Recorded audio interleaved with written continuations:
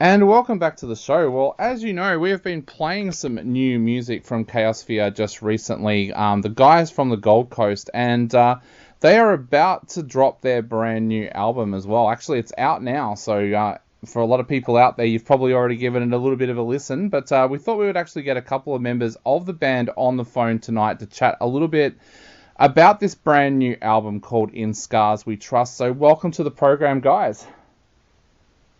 Thanks, mate. How's it going, mate? It's going really, really well. Now, guys, like I said, our listeners seem to have absolutely fallen in love with your music. We've been getting requests to play your music, and I've had a listen to the album, and I absolutely love it. So I want to start off by saying congratulations, but what kind of things did you guys talk about heading into this album? Talk about? Well, pretty much just wasn't much talking about. It was more like just the album just happened. Pretty much. Yeah. Pretty much at the start of COVID, actually, when everything was all shut down, we were just moping around. There was no gigs or anything happening, so we just decided, because three of our actual band members actually all live in a share house, so we just basically started jamming out riffs and started writing songs, and it basically just grew from there. And then when everything opened back up, we went back into the studio and just started recording all this music we had, and just went from there. Everything just fell into place. Yeah, this is an album that deals with some really, really tough topics. Domestic violence, what it's like for a soldier sitting in a trench during war times, and things like that. Tell us a little bit about the songwriting process and how this ended up being such a personal album. Well, we write all the music, and then would like Ricky. He writes most of the lyrics, although one of the songs also written by our drummer as well.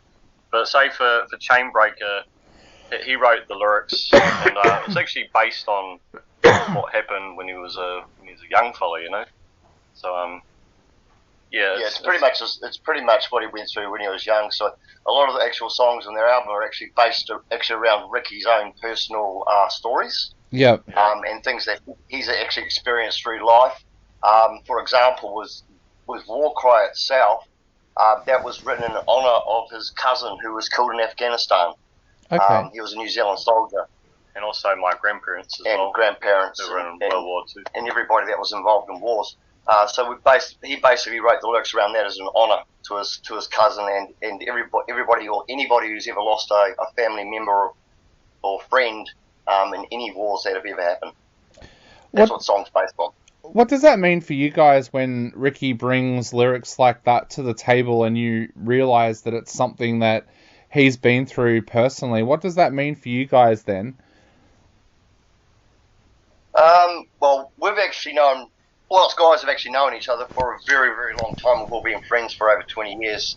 So we kind of, I don't know how you put it, we've already accepted Ricky for who he is and all that kind of stuff, so we kind of don't really feel any true, well, I can't say remorse, or we have empathy in that, but yeah, he's come out of a lot of troubles in his life, and he's come out on top. Yeah.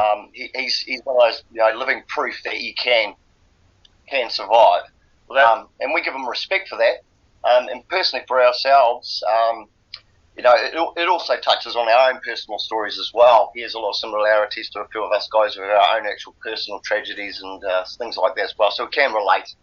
Plus, being friends with him for so long too. So, but we're like a brotherhood, really. We're all like brothers, really. Yeah. Like the Chainbreaker is also like it's about breaking the chains of violence. So it's like not repeating even if you go for a rough time, you just kind of break away from that and grow from it. Don't repeat that cycle of violence. Yeah. That's what it's about. Yeah, and also too, even though Rick had actually written the song Chainbreaker based around his actual childhood and it was an ode to his mother, how his mother broke the chains of violence by escaping an alcoholic father. I have a similar story with my father. He went through the same thing when he was a young kid. Abusive father, alcoholic. Him and his mum bled. And he basically got into protection and changed his name and everything. So my actual last name is different to what it actually is.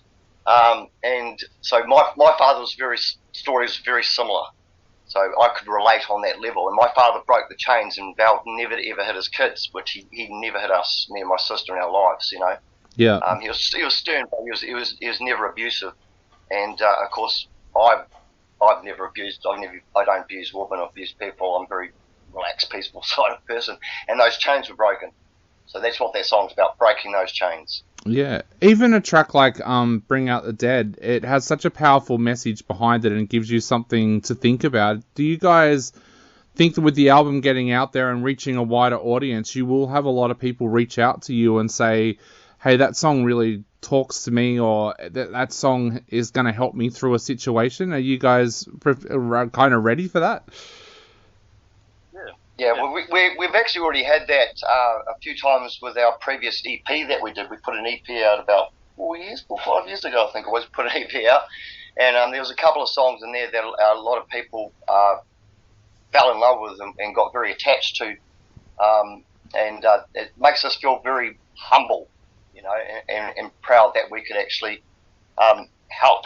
Well, that music particularly helps people get through certain situations, and that makes us feel very humble, and we're very grateful for that type of thing. We did have a song, All Is Lost, and we actually had people comment on it, and that song's actually more referring to drugs and the problems they cause, and alcoholism, and homelessness, and just hitting rock bottom, and people really connected with it. They're like, I went through that, and that song really hit home for me. So yeah, it's cool when people, get something out of our songs, and they really connect with it because it relates to their own personal stories, Yeah. Exactly.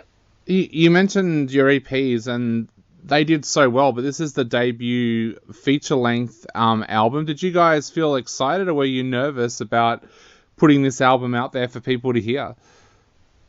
Both. Yeah, excited and nervous, We're kind of, you always feel a little bit apprehensive about how people are going to, react to your songs. Yeah, are they going to like it, There's a lot of variety on the album, so we sort of wonder if some people may like one song and not like the other, but so far the reception's been great, and everyone's like, definitely people have their favourite songs off the album. They're like, oh, really, that, they'll say that, well, that track's my favourite, which is cool. And everybody's got different songs on it. Yeah, and that's good. We're reaching a lot of different, age groups. There's certain songs which my dad likes best. He's like, oh, that song's my favourite, and he's like 70 now, so so it's like, well, that's cool. I'm glad you like that song. So, yeah, but I think we sort of we've kind of made songs that a lot of different people with a lot of different tastes can perhaps connect with on the album, which is good. It's not only your debut feature-length album, but it's also the debut album coming out from X Music as well. Did that put pressure on you guys? Well, yeah, a little bit, I guess. A little bit, I suppose, but we kind of see it as how would you put it? Tim's a pretty cruisy guy, so there's not really ever been any pressure from him. We just kind of work with him, and he works with us. So yeah, we're definitely excited to get on with X Music. We're not saying we're not, but it's kind of like you're working along with them as well. Yeah. So we still do our promotions and their stuff as well as X Music does their promotion and stuff and all that kind of stuff. So we kind of work together as it's a team effort. Definitely a team effort. And X Music's just part of the team now. So they've been really good. It's helped so much being on X Music. It's awesome. Now I also I also read a quote that said that you guys felt that you learnt a lot during the recording and the writing process of this album. I was wondering if you could both elaborate on that. What kind of things did you guys learn when you sat down to work on this album? Well, basically, what we did is we actually took our time. I think that was one of the big learning curves. So we're able to go through a particular song because we write and we record one song over a month or over 2 months, and a couple of times on a couple of songs we actually went back and did a complete rewrite.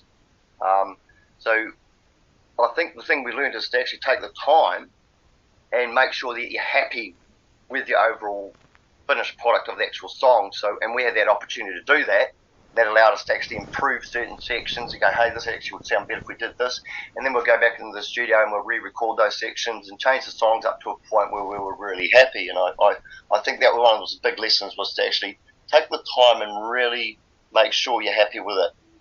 Yeah, not just going, oh, that'll do, and settling for it, oh, no, I think we can do that better, so we did do it better. Yeah.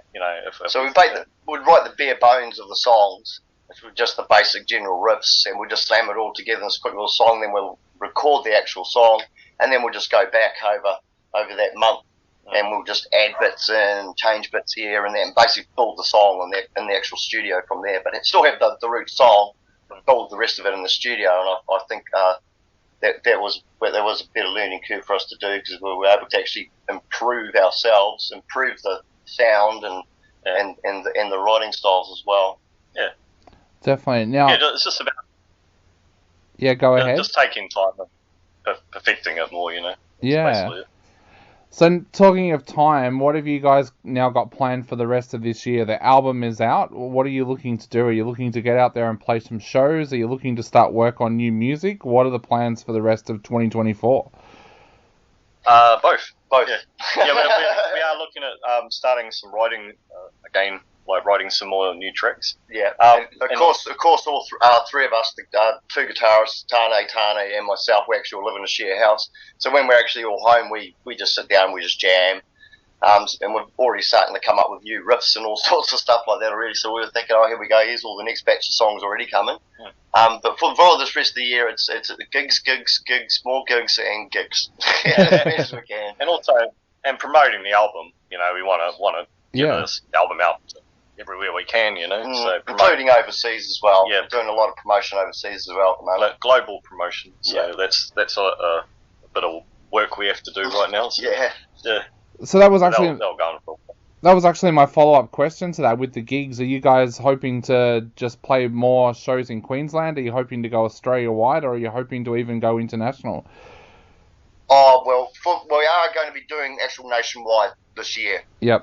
So we are doing a tour, and a lot of home shows and other shows here and there in various places we probably haven't played before, but we will. And then hopefully, with any luck, if everything goes well and everything's going to plan, we'll probably start looking at touring overseas next year. Places like Japan, New Zealand. We all want to go back because we're originally from New Zealand, except for Sam, our drummer. Yeah. Go to New Zealand, do a New Zealand actual tour around New Zealand, our home country, and then hopefully Japan, and if we have the opportunity, then any other place we can go to after that, pretty much. Anyone who wants to have us. Anyone who wants to have us. If they say jump on a plane and come over here, and we'll do it. Got a mean gig you can play, we'll definitely look at it. So, we're open to all and any offers of good gigs, pretty much. Awesome.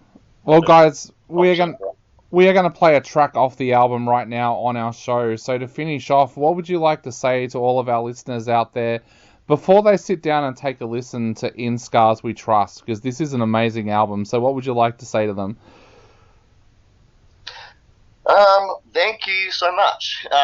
Actually, Luke, absolutely means the absolute world to us that people can actually connect to the songs, because a lot of the songs are our own truths and true stories, that we have our own personal connections to these actual songs.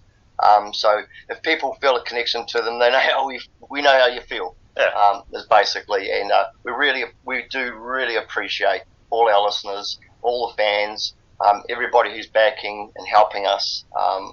Couldn't be any more grateful.